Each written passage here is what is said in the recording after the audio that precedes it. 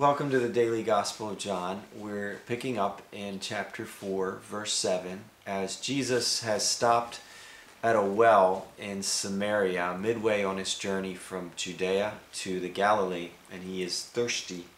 So we're going to start at verse 7. When a Samaritan woman came to draw water, Jesus said to her, "Will you give me a drink?" His disciples had gone into the town to buy food. The Samaritan woman said to him, "You are a Jew, and I am a Samaritan woman. How can you ask me for a drink? For Jews do not associate with Samaritans." Jesus answered her, "If you knew the gift of God and who it is that asks you for a drink, you would have asked him, and he would have given you living water." "Sir," the woman said, "you have nothing to draw with, and the well is deep. Where can you get this living water? Are you greater than our father Jacob, who gave us the well and drank from it himself, as did also his sons and his flocks and herds?" Jesus answered, "Everyone who drinks this water will be thirsty again. But whoever drinks the water I give him will never thirst. Indeed, the water I give him will become in him a spring of water welling up to eternal life." The woman said to him, "Sir, give me this water so that I won't get thirsty and have to keep coming here to draw water." So Jesus meets up with this Samaritan woman, and she's there to get water. And as she said, the Samaritans and the Jews didn't get along. So they didn't really communicate with each other, especially in public. Especially a woman to communicate with a man that she didn't know in public was also kind of not too permissible. But Jesus loved this woman, and he cared about her. And so he broke the ice, asked her to help him, which is a very humbling thing. And it's pretty neat that God would do that.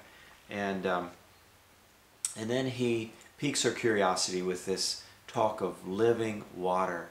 Now we know that water can quench our thirst. Cold water on a hot day can quench our thirst. But we also know that the water we drink never quenches our thirst forever.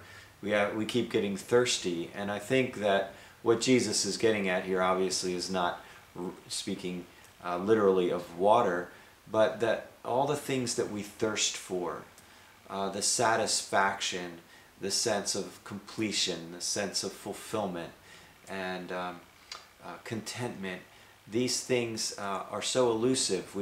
We quench our thirst a little, and then we need something more. And we write songs that kind of reflect that, and that I still haven't found what I'm looking for, and I can't get no satisfaction.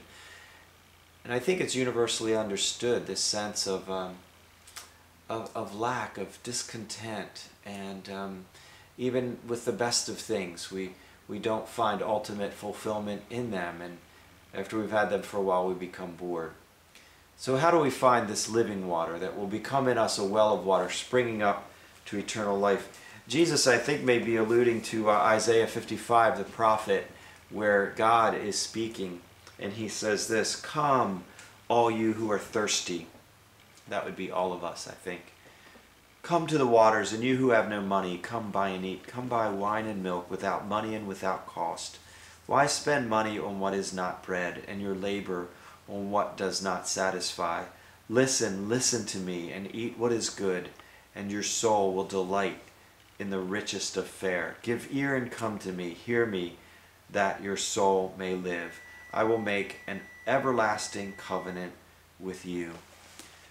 See, the God who is, he alone can quench our thirst, and he calls us to come, that the thirsty ones come to him. Hey, if you feel like this world's totally quenching your thirst, then I guess God has little to offer you until you realize that this world and this life just don't cut it. Not to say that there's not good stuff, but God is calling us to true satisfaction, and that's something only he can give. As he said, your soul will delight in the richest of fare. Come, hear him, that your soul may live. Well, we'll look more into this interaction between Jesus and this Samaritan woman tomorrow. God bless.